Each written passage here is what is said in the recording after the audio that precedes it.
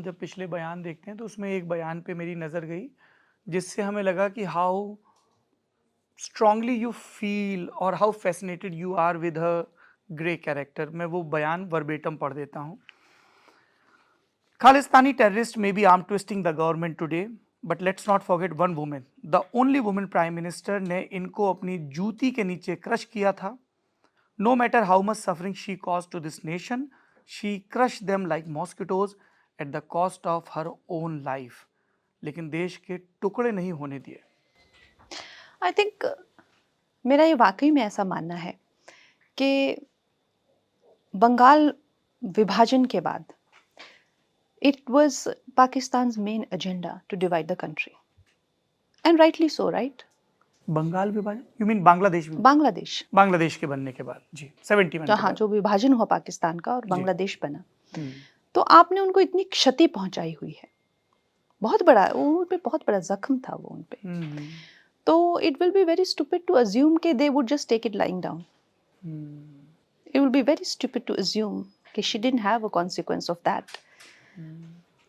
और I think the sacrifice जो उन्होंने किया है देश के लिए, that should not go wasted, waste नहीं जाना चाहिए। तो आज मुझ पे बहुत प्रेशर है, बहुत दबाव है कि कुछ लोग जो हैं उपद्रवी जो हैं वो किसी तरह का हमला ना कर दे मुझ पे, या किसी तरह का मेरी खुद की जान को लेके मुझ पे बहुत प्रेशर है। लेकिन तो एक 60 साल की औरत अपने घर पे 35 गोलियां दागी हुई उनके शरीर पे, तो वो कहाँ से हुई? 66 और 67 ईयर ओल्ड शी वाज। कहाँ से? Brutal assassination. सो वो बूढ़ी औरत, क्या उस औरत को 35 गोलियों की जरूरत थी मरने के लिए? अपने घर में मरी हुई उसकी लाश पाई गई, तो वो कहाँ से हुआ? The question that I mean people don't want to, जो लोग सच्चाई को जानना नहीं चाहते हैं, देखना नहीं चाहते हैं, मैं तो उन पे हैरान हूँ कि वो क्या चाहते हैं कि को आसमानी गोलियां उन्हें मार गई। How am I supposed to justify as a film maker? What am I supposed to tell कि वो कहाँ से आई वो आसमानी गोलियां जो छन्नी कर गई एक, जो आपने कहा above 60 year old woman in her own house. तो क्या चाहते हैं? इसको मैं कितनी सेंसिटिविटी के किसी के ईगो ना हर्ट हो जाए। किसका ईगो हर्ट हो रहा है? देखिए क्या होता है ना कि इस देश में मुझे भी अभिव्यक्ति की आज़ादी है ना, मुझे भी अभिव्यक्ति की आज़ादी है। जब मुझे एयरपोर्ट पे मारा जाता है जी, और जो लोग खुशियां मनाते हैं, वो भूल जाते हैं कि मुझे भी अभिव्यक्ति की आज़ादी है।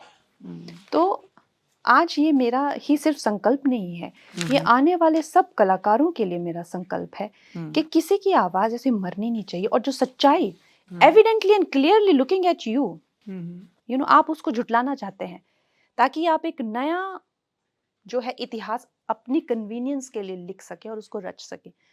और हम पे लानत है, हम पे कि हमारी जनरेशन जो है वो पड़ी रह जाए और उनको हमारे चेहरे पे वो इतिहास लिखने दे। लानत है हम पे। ये होगा नहीं, ये मेरे जीते जी तो नहीं होगा। बिल्कुल। मैं ये जानना चाहती हूँ कि वो 60 साल की औरत को किसने छन्नी किया। अगर मुझे वो सच्चाई नहीं बतानी जाएगी तो कोई वहां पे बस एक फ्रेम में वो लिख दे कि आसमानी गोलियां ये कर गई। बस, this is the freedom of expression in this country.